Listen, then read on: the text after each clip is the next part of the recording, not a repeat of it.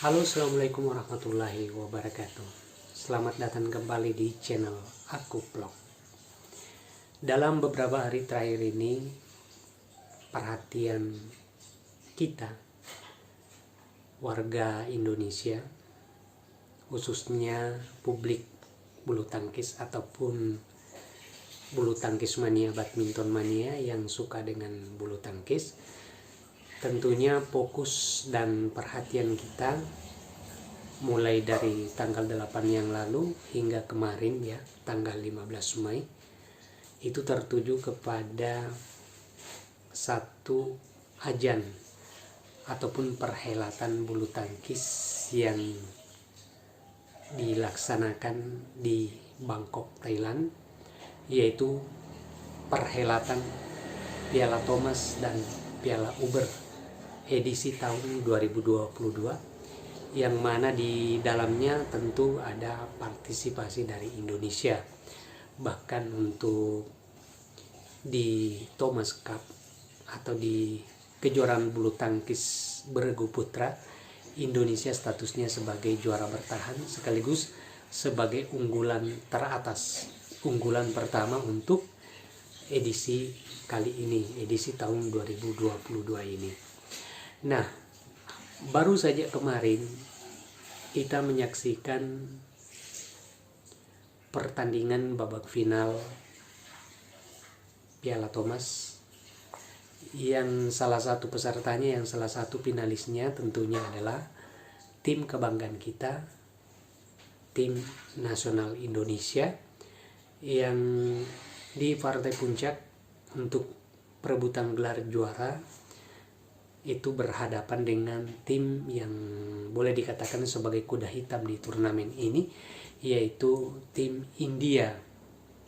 Sayang seribu sayang memang ya, sangat disayangkan sekali, walaupun harapan kita tentunya seluruh rakyat Indonesia yang kemarin sempat menonton final Piala Thomas, kita semua berharap bahwasanya Indonesia bisa mempertahankan gelar juara. Artinya Indonesia bisa membawa pulang kembali Piala Thomas ke Jakarta, yang selama 1 tahun terakhir ini Piala Thomas itu ada di Jakarta karena memang Indonesia berhasil merebutnya pada edisi tahun kemarin. Namun sangat disayangkan, walaupun para pemain-pemain Indonesia sudah melakukan yang terbaik ya, sudah maksimal memberikan penampilan maksimal mereka, akan tetapi ibarat kata ya, memang bukan rezekinya ya, belum rezeki Indonesia untuk juara. Karena kalau kita saksikan kemarin, mulai dari partai pertama Anthony Ginting yang menghadapi pemain muda India Lakshya Sen, walaupun secara rekor pertemuan atau head to head memang beberapa waktu yang lalu kedua pemain ini pernah saling bertemu juga, dan kebetulan waktu itu Anthony Ginting memang kalah dengan skor yang cukup menyolok 21-7 dan 21-9. Akan tetapi yang kita saksikan kemarin, Anthony Ginting sebetulnya punya peluang, punya kans yang sangat terbuka sekali, yang sangat besar sekali untuk memenangkan pertandingan sekaligus menyumbang poin pertama untuk tim Indonesia. Akan tetapi memang ya, sayang seribu sayang ya, karena di babak atau di set pertama itu Anthony Ginting bisa menang mudah dengan skor 21-8. Terus di set kedua kebetulan Ginting agak kendor, dan pemain India yang masih muda ini, yang baru naik daun juga, Lakshya Sen ini menggencarkan serangan atau meningkatkan permainannya, akhirnya bisa merebut kemenangan di set kedua. Walaupun menang bukan berarti bahwa pemain India ini bisa menang dengan mudah.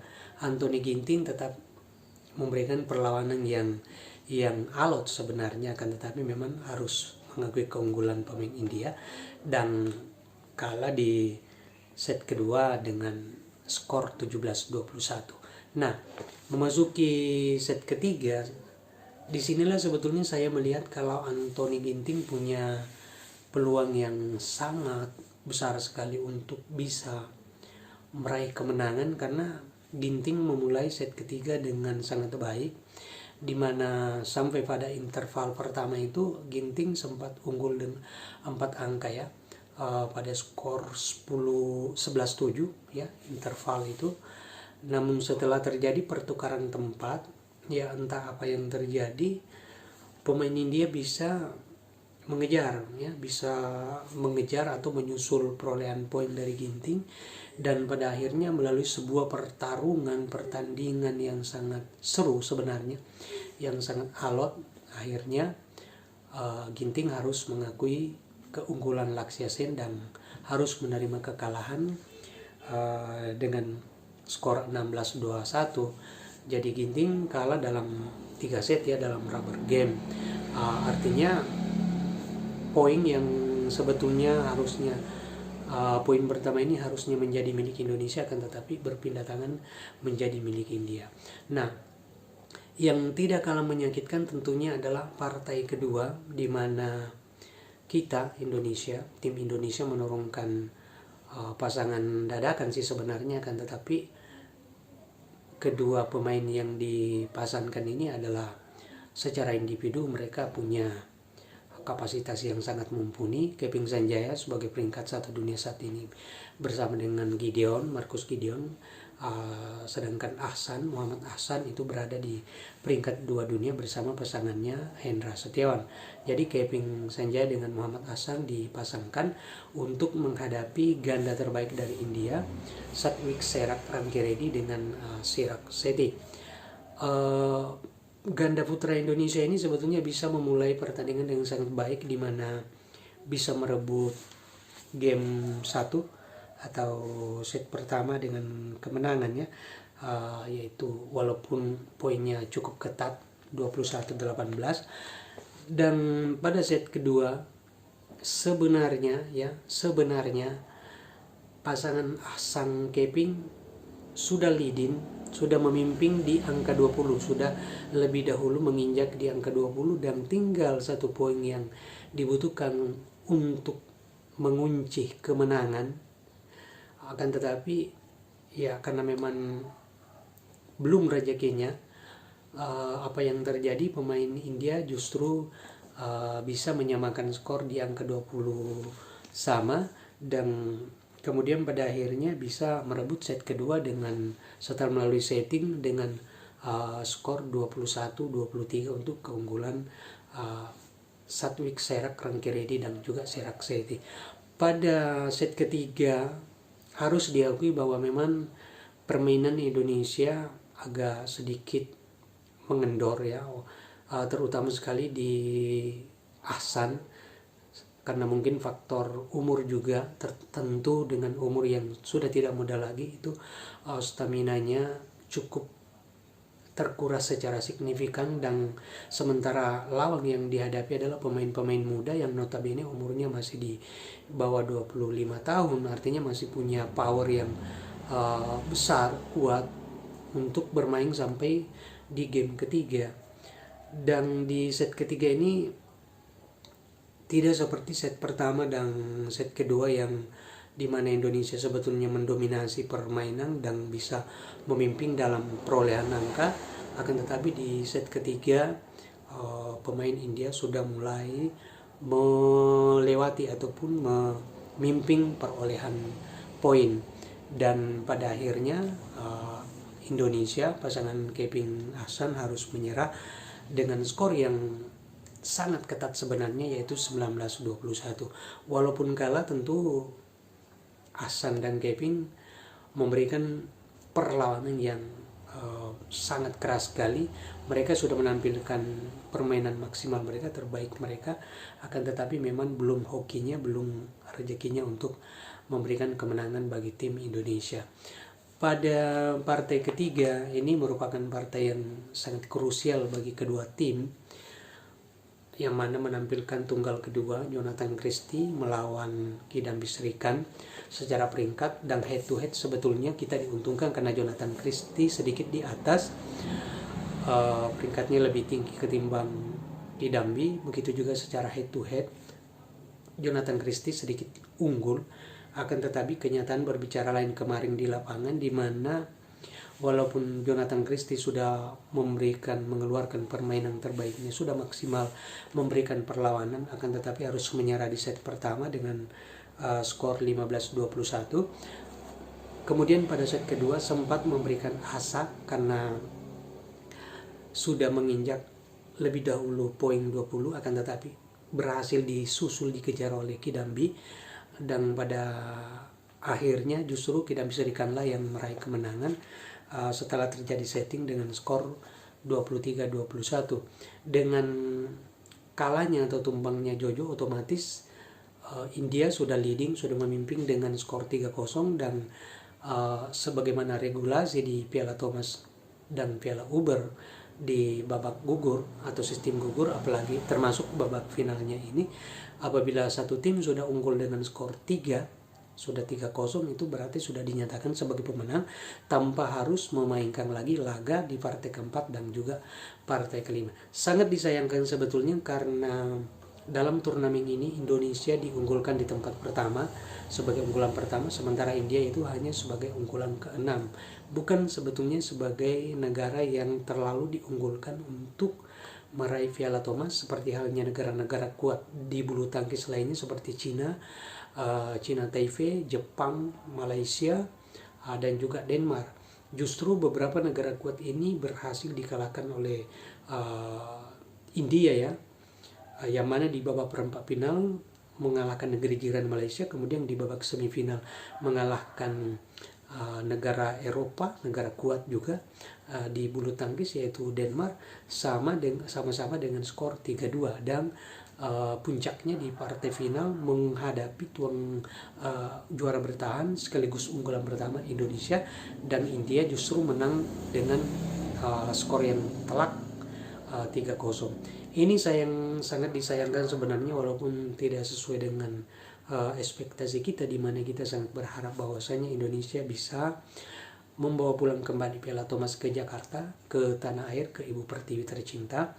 Akan tetapi kita tetap angkat topi, kita tetap memberikan apresiasi yang sangat tinggi kepada para pemain Indonesia, tim Thomas Indonesia yang sudah berjuang maksimal ya, sudah berjuang sangat keras sekali untuk memberikan yang terbaik bagi tim Indonesia. Akan tetapi memang hasilnya terkadang tidak sesuai dengan apa yang kita harapkan, dan kita sebetulnya patut bersyukur karena 2 kali berturut-turut Indonesia bisa bermain di partai final. Edisi tahun kemarin Indonesia sempat juara, dan edisi tahun ini masuk final lagi dan hanya keluar sebagai runner up atau juara kedua.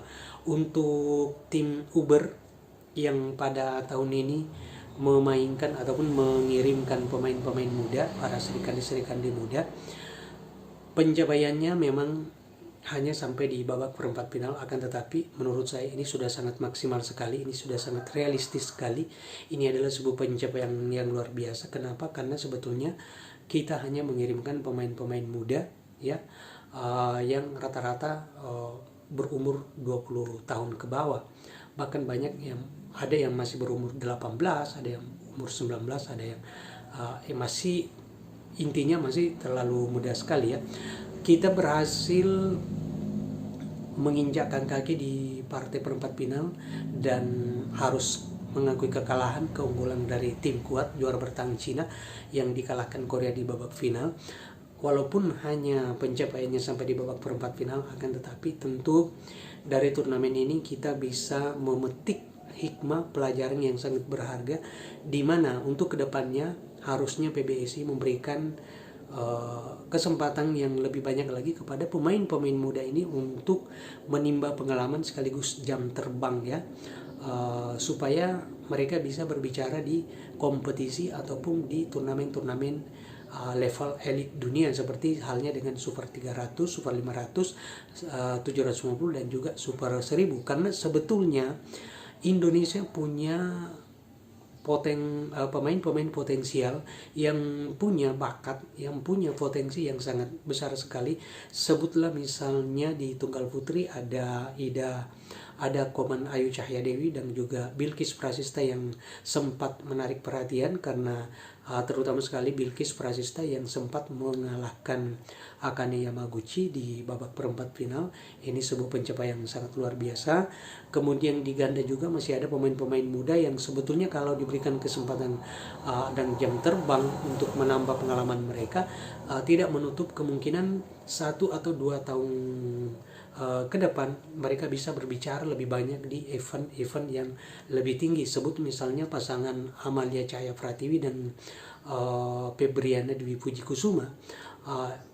Saya melihat waktu di babak perempat final bisa atau sempat memberikan perlawanan yang alot kepada ganda putri peringkat 1 dunia yang notabene adalah juga juara dunia 2021, yang tentu sudah syarat pengalaman, sudah syarat prestasi, juga adalah peraih perak Olimpiade Tokyo, pasangan Jia Yifang dan Cheng Qicheng dari Cina. Akan tetapi pemain kita yang notabene masih muda, masih sangat minim sekali pengalaman dan jam terbangnya, justru bisa memberikan perlawanan yang alot. Jadi sebetulnya kita punya potensi asalkan diberikan kesempatan, ya, asal diberikan mereka peluang untuk mengasah potensi yang ada pada diri mereka sendiri. Dan sebagai publik bulu tangkis tanah air, sebagai pencinta bulu tangkis tanah air, tentunya kita hanya berdoa mudah-mudahan untuk kedepannya perbulu tangkisan Indonesia bisa semakin jaya. Dan pada saat sekarang ini, setelah event Thomas Cup dan juga Uber Cup, para pemain-pemain Indonesia juga masih, ya, saat sekarang ini masih berjuang di multi event SEA Games yang berlangsung di Vietnam. Kita juga sangat berharap sekali, mendoakan pemain-pemain kita yang tampil di sana di SEA Games Vietnam ini bisa memberikan prestasi yang terbaik untuk negara Indonesia. Oke, jadi aku vlog dalam hal ini tentunya memberikan apresiasi dan penghargaan setinggi-tingginya, terutama kepada tim Thomas kita yang sudah berhasil mempersembahkan status runner up atau juara 2 di perhelatan Thomas Cup kali ini, dan juga kepada tim Uber kita yang sempat atau berhasil berlaga sampai di babak perempat final walaupun hanya mengirimkan skuad mudanya. Dan kepada pemain-pemain kita yang sementara berlaga di SEA Games Vietnam, aku vlog juga secara pribadi memberikan apresiasi dan penghargaan setinggi-tingginya, sekaligus tak lupa mengirimkan doa semoga mereka yang tampil di SEA Games ini bisa memberikan medali emas, ya, ataupun bisa berprestasi maksimal, tentunya untuk kebanggaan bangsa Indonesia. Oke teman-teman, terima kasih yang sudah menonton video dari aku vlog. Dan seperti biasanya sebelum saya undur diri, tidak lupa saya memohon maaf bila mana dalam video ini ada hal-hal penyampaian yang kurang berkenan di hati. Mohon kiranya dimaafkan, dan nantikan terus video-video dari aku vlog berikutnya. Ya, jangan lupa untuk selalu menonton setiap aku vlog mengupload video di YouTube. Oke, terima kasih sudah menonton. Sampai jumpa lagi di video berikutnya. Assalamualaikum warahmatullahi wabarakatuh. Thank you.